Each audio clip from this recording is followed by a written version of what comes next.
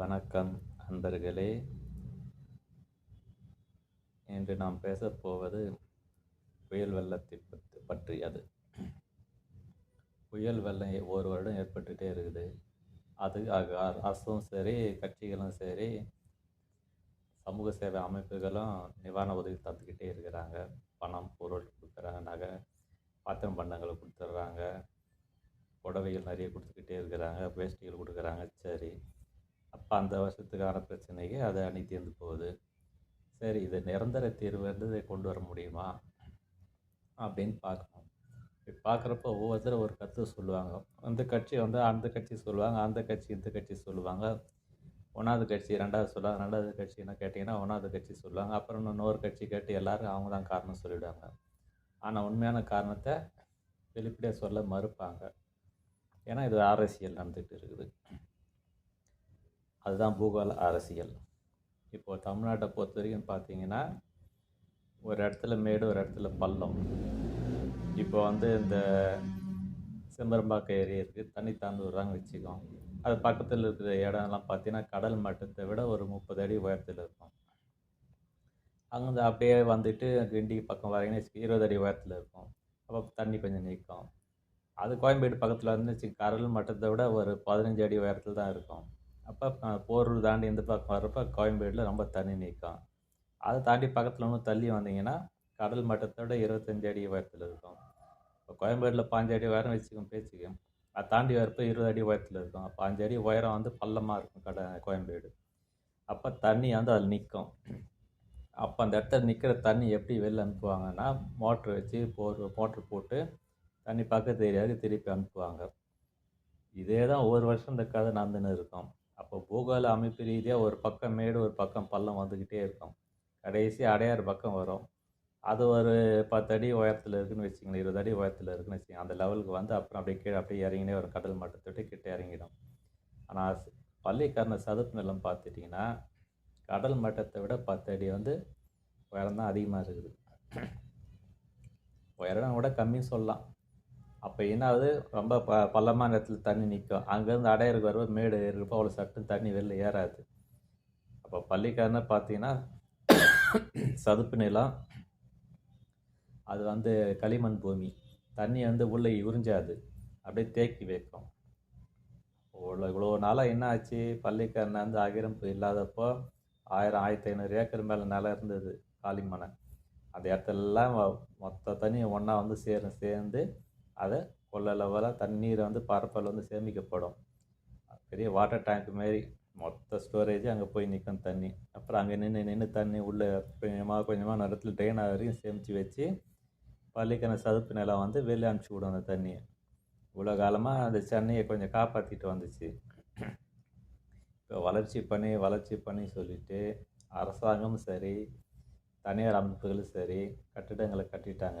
வேளச்சேரி பைபாஸ்லாம் பார்த்தீங்கன்னா பள்ளிக்கரணை பக்கத்தில் எத்தனை வீடுகள், எத்தனை சாஃப்ட்வேர் கம்பெனி வந்திருக்குன்னு உங்களுக்கு பார்த்தாலே தெரியும்.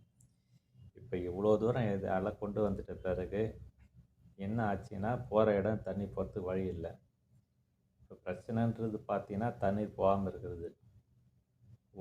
ஒரே நேரத்தில் 2 நாளில் வந்து 60 சென்டிமீட்டர் மழை பெய்யுது, 40 பெய்யுது, கடைசி 71 சென்டிமீட்டர்லாம் மழை பெஞ்சுதுங்கன்றாங்க. சென்னை பொறுத்து 40 சென்டிமீட்டர் தாண்டி போயிடுச்சு, 40 50ன்ட்டு. 2 நாளில் இவ்வளோ தூரம் மழை பெஞ்சிச்சுன்னா அதுக்கு ஏன் அமைப்பு வருதுன்னு பார்த்தீங்கன்னா, அதுக்கு வந்து அந்த எல்னினோன்னு பேர். இயற்கையான தட்பவெப்ப நிலையை வந்து ரொம்ப மழை பெஞ்சால் அதிகமாக பெய்யும், வெயில் பெஞ்சால் அதிகமாக வெயில் காயும். அப்போது ஒரே இடத்துல பாலைவனமாகவும் மாறும், ஒரு இடத்துல பார்த்தீங்கன்னா மழையாக பெஞ்சு ஒரே அடிச்சு தள்ளி புயல் வெள்ளக்காடாக மாறும். ஸோ பருவகாலம் வந்து மாறிடுச்சு. இப்போ 20 வருஷம் 30 வருஷத்துக்கு ஒரு முறை தான் இந்தமாரி ஹெவி ரெயின் வரும். இப்போ 7 வருஷத்துலேயே வந்துட்டுருக்குன்னு சொல்லிட்டு இருக்கிறாங்க. நிலைமை எப்படி மோசமாக போயிட்டு இருக்குது. இப்போ தீர்வு நோக்கி என்ன போவோம், இது என்ன செய்யலான்ட்டு. இப்போது மழைநீர் வழி கால்வாய் இருக்குது, அது நல்ல மாரி ட்ரைனேஜெலாம் கனெக்ஷன் கொடுத்துட்டு இருக்கிறாங்க. விடுபட்ட இடத்தெல்லாம் கனெக்ஷன் சரியாக கொடுக்கணும். அரசாங்கம் ஒதுக்கின தொகையை வந்து செலவு பண்ணிகிட்டு இருக்கிறாங்க. அளவுக்கு மீறி வெள்ளம் வந்தாலும் நீங்கள் ட்ரைனேஜ் கால்வாய் எடுக்கலைன்னா கூட தண்ணி நிற்க தான் செய்யும். அது காலைல கட்டினால் நிற்கும். அப்போ என்ன பண்ணிங்கன்னா மோட்ரு போட்டு பம்பு போட்டு தண்ணி வெளில அனுப்பணும். அது தண்ணி வெளியே போச்சுன்னா தான் உங்கள் ஏரியாவில் தண்ணி குறையும். குறையறதுக்குள்ளே பக்கத்து ஏரியாவிலும் தண்ணி இந்த இடத்துல வந்து நிற்கும். இருக்க தண்ணி திரும்ப பம்ப் பண்ணி அனுப்பிச்சிங்கன்னா ஒரு ஏரியாவிலேருந்து ஒரு ஏரியாவுக்கு போவோம், 2வது ஏரியாவிலேருந்து 3வது ஏரியாவுக்கு போவோம். சரி, 3வது ஏரியா தண்ணி நின்றுச்சுன்னா பார்த்தீங்கன்னா 2வது ஏரியா தண்ணி திரும்ப 3வது ஏரியா வந்து நிற்கும். ஃபைனலாக எல்லா பம்பிங் பண்ணி ஸ்டேஷன் பண்ணி மொத்த தண்ணி எதுவுமே கடலில் போச்சுன்னா உள்வாங்கின பிறகு கிளியர் பண்ண பிறகு தான் தண்ணி இறங்கும். அப்போ உங்கள் ஏரியாவில் தண்ணி நின்றுச்சுன்னா ரொம்ப பள்ளமாக இருக்கும். அந்த தண்ணி அதுக்கு மேலே பூமி உறிஞ்சலை. அது பூமி உரி இருக்குன்னா இனிமேல் வந்து காங்கிரீட் ரோடு போடுங்கன்னு கேட்கக்கூடாது. வருஷம் போட்டினாலும் தார் ரோடு போடுங்கன்னு கேட்கணும். அது ஒரு சொல்யூஷன். அது பிரச்சனைக்கான தீர்வு. 2வது தீர்வு, ஒவ்வொரு வீட்லேயும் மழைநீர் கால்வாய் வந்து வைக்கணும். மழைநீர் சேமிக்கணும். கிணத்தடியில் நீர் சேமித்து வச்சு ஆகணும். வீடை சுற்றிலும் சிமெண்ட் தர போட்டுருக்கீங்களா, பரவாயில்ல. ஆனால் வர தண்ணி கிணத்துக்குள்ளே விடுங்க, போரில் கொஞ்சம் விடுங்க, சேமித்து வைங்க. இனிமேல் வருங்காலத்தில் அப்நார்மல் தான் நார்மல். இதுதான் இப்போ புது வார்த்தையாக இருக்குதுல்ல. ஏன்னா அப்நார்மலாக மழை பெய்யுறது, அப்நார்மலாக இருக்குது, அப்நார்மல் கண்டிஷன் வந்து லாக்டவுன் போடுறது, இனிமேல் இதுமாரி தான் நடக்கணும். ஸோ இனிமேல் நார்மல் லைஃப்ன்றதே அப்நார்மல் தான். இனிமேல் அப்நார்மல் லைஃபுக்கு நார்மலாக நினச்சிக்கிட்டு வாழ பழகிக்குவோம். ஏன்னா இன்றைக்கி எந்த அரசாங்கம் வந்தாலும், எந்த கட்சி வந்தாலும், எப்பேற்பட்ட ஆள் வந்தாலும் சரி, கடவுளே வந்து ஆட்சி செஞ்சாலும் சரி, நில அமைப்பு இப்படி தான் இருக்குது. இதை மாற்றவே முடியாது. அதை நாம் உண்மையாக உணரணும். அதை ஏற்றுக்கிட்டு தான் ஆகணும். ஏற்றுக்காமல் போனாலும் கஷ்டப்பட்டு தான் ஆகணும். ஏற்றிக்கினாலும் ஏற்றுக்காமல் போனாலும் இந்த பிரச்சனை இருக்குது. கடைசி வரைக்கும் மழை பிரச்சனை இருந்துக்கிட்டே தான் இருக்கும். தண்ணி மெதுவாக தான் வெளியே போகும். அதை ஏற்றுக்கிட்டு அதுக்கேற்ற மாதிரி வீட்டெல்லாம் மேலே தூக்கினாலும் சரி, அதேமாரி கீழ் வீட்டில் பொருட்கள்லாம் லாஃப்டில் போட்டுக்கிட்டு, பரணையில் மேலே எடுத்துக்கிட்டு, ஜன்னல் எல்லாம் ஹைட்டாக தூக்கி வச்சுக்கிட்டு முக்கியமான பொருளை காப்பாற்றிங்க. சோபாலாம் வாங்குறப்போ மர சோபா வாங்கிடுங்க. அது மேலே ஸ்பாஞ்சு வைக்கிற மாதிரி வைங்க.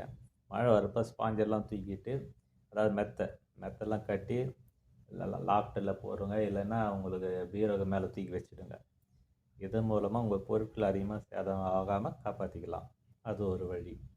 அடுத்தது, உங்களுக்கு பொருட்கள், எலக்ட்ரானிக் பொருட்கள்லாம் தரையிலேருந்து 3 அடி 4 அடி வைங்க. சில இடத்துல 10 அடிலாம் தண்ணி வந்துக்குது. அந்த மாரி வீடாக இருந்தால் முதல் மாடியை 2வது மாடியை இவங்க சொல்லிவிட்டு முக்கியமான பொருட்கள் மட்டும் வச்சுக்கிறோம்பா சொல்லிட்டு பர்மிஷன் கேட்டு வச்சுங்க முன்னாடியே. மழை வர்றப்போ ஒரு சேஃப்டிக்கு அந்த பொருட்கள்லாம் தூக்கி போய் மாடியில் வச்சுடுங்க. முதல் மாடி 2வது மாடி எப்போ அடுக்குமாடி குடியிருப்பாங்க அந்த மாதிரி செய்யுங்க. முக்கியமான உங்களுடைய ஆவணங்கள், அதாவது டாக்குமெண்ட்ஸ் வந்து பத்திரப்படுத்தி ஒரு காப்பி ஜெராக்ஸ் தனியாக எடுத்து வச்சுக்கிட்டு பேங்க் லாக்கர்லேயே வெளியில் எங்கன்னா எடுத்து போய் வச்சுடுங்க. சேஃப்டியாக வைங்க. ஒரு ஜெராக்ஸ் காப்பி எடுத்து வச்சுங்க உங்கள் சேஃப்டிக்கு. இப்போதைக்கு இப்படி தான் உங்களை காப்பாற்றிக்க முடியும். அரசியல்வாதியோ, சினிமாக்காரர்களோ, வியாபாரிகளோ, இல்லை சமூக சேவை அமைப்புகளோ, ஆன்மீக அமைப்புகளோ செய்வாங்க உதவி. அவங்க ஓரளவுக்கு தான் செய்ய முடியும். 1,00,000 மக்கள் பாதிக்கப்பட்டிருக்கிறாங்கன்னா 1,00,000 பேருக்கு உங்களுக்கு வந்து உணவுப் பொருட்களோ, துணிமணிகளோ, பாத்திரம் பண்டங்களோ அள்ளி கொடுத்துட முடியாது. அரசாங்கமே செய்ய முடியாது அந்த அளவுக்கு. அவங்களும் ஒரு அளவுக்கு தான் செய்ய முடியும். உங்களுக்கு தனியாக கொஞ்சம் பணத்தை எடுத்து ரிசர்வ் பேங்க்கில் 2 அக்கௌண்ட் வச்சுங்க. ஒன்று உங்கள் ஃபேமிலி அக்கௌண்ட்டுக்கு, 2வது இந்தமாரி இடர்பாடு வரப்போ எமர்ஜென்சி ஃபண்டுன்னு வச்சுருங்க. அவசர கால நிதின்னு வச்சுங்க. அதை எடுத்துன்னு ஒரு பேங்க் அக்கௌண்ட்டில் 10,000 20,000 போட்டு டெபாசிட் பண்ணி வச்சுங்க. இந்தமாரி வந்து அவதிப்படுறப்போ அதை ஃபண்ட்லேருந்து ஒரு அக்கௌண்ட்டை உடச்சி அதை எடுத்து அந்த டைமுக்கு செலவு பண்ணுங்க. திரும்ப மாதம் ஒரு 500 1000 சொல்லிவிட்டு தனியாக எடுத்து வச்சுடுங்க. அந்த பணத்தை பேங்க்கில் அந்த ஆர்டி மாரி போட்டு கட்டிக்கிட்டே வாங்க. திரும்ப மழை டைம் வரப்போ அதை உடச்சி எடுத்து செலவு பண்ணிங்க. எப்போவுமே அரசாங்கம் ஒரு அளவுக்கு மாரி செய்ய முடியாது. எந்த அரசாங்கம் செய்ய முடியாது. கடவுளே வந்தாலும் இதுக்கு மேலே செலவு பண்ணவே முடியாது. இதுமாரி இனிமேல் இயற்கை சீற்றம் இருந்துக்கிட்டே தான் இருக்கும். மழைநீர் சீற்றம் இருக்கும், வெள்ளம் இருக்கும், புயல் இருக்கும், பூகம்பமும் இருக்கும்.